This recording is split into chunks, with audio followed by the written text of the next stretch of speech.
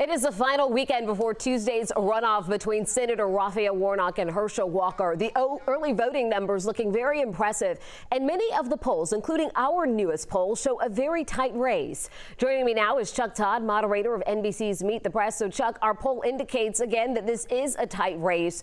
What are you hearing from your Senate and Capitol Hill sources on what the expectations are from each side for Tuesday night? Well, look, I think Republicans believe this is an uphill battle. Democrats are cautiously optimistic because it does appear that the early voting numbers are going the way the Warnock folks believe they should.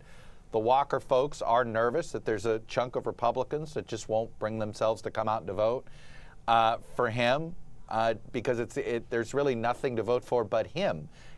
His election doesn't impact the majority in the Senate.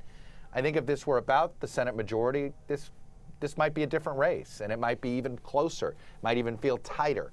But I think that the amount of money Democrats are spending versus the Republicans, I mean, it's astonishing the amount of ads Warnock has on the air versus what Walker has on the air. It is the amount of money Warnock has in this week of advertising is more than I've seen, I think, per capita of any Senate campaign in the country ever.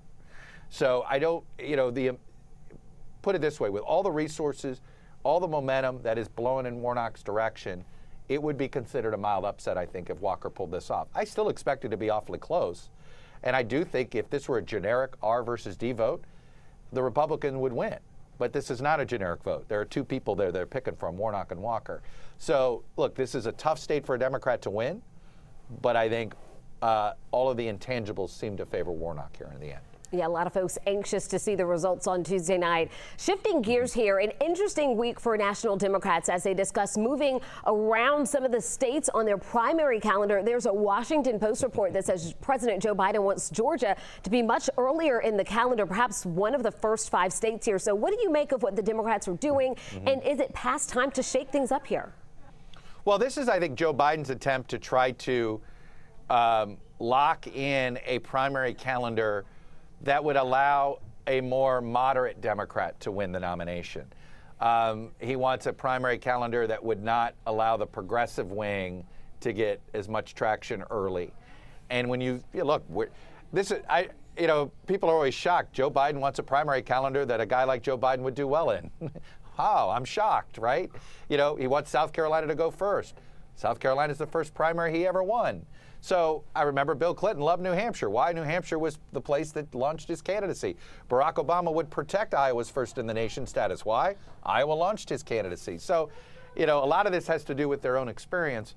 But the type of calendar Joe Biden wants to put out here would be a way for a more moderate, centrist Democrat to win a nomination with that calendar, a Georgia, a South Carolina, Michigan being on the early side. I think would make it harder for somebody farther to the left to get early momentum.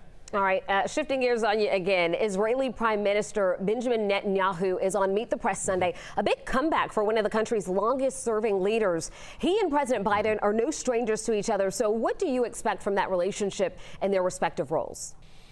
Well, look, Netanyahu has always been a prime minister that has tried to be very much transactional. He has an ideological bent to the right.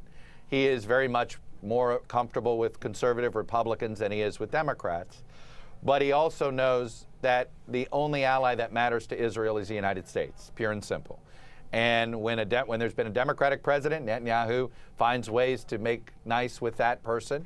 And when there's a Republican president, he's more of an ally and a sidekick than ever before.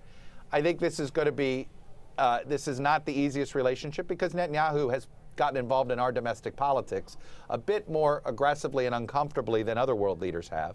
And so I think there's certainly plenty of, I think President Biden views him with skepticism, but 70 to 75% of Jewish voters in America vote Democratic. So Joe Biden can't also afford to pick fights with Netanyahu either. So the relationship between the two of them, I think the best way to describe it will be transactional. They both need something out of it. So, and they both know each other. It's like it's like Biden and McConnell figure out how to get along. It's sort of this similar relationship. A lot to discuss. Meet the Press airs Sunday morning at 10 on 11 Alive. Chuck, thank you so much. Thank you, Jennifer.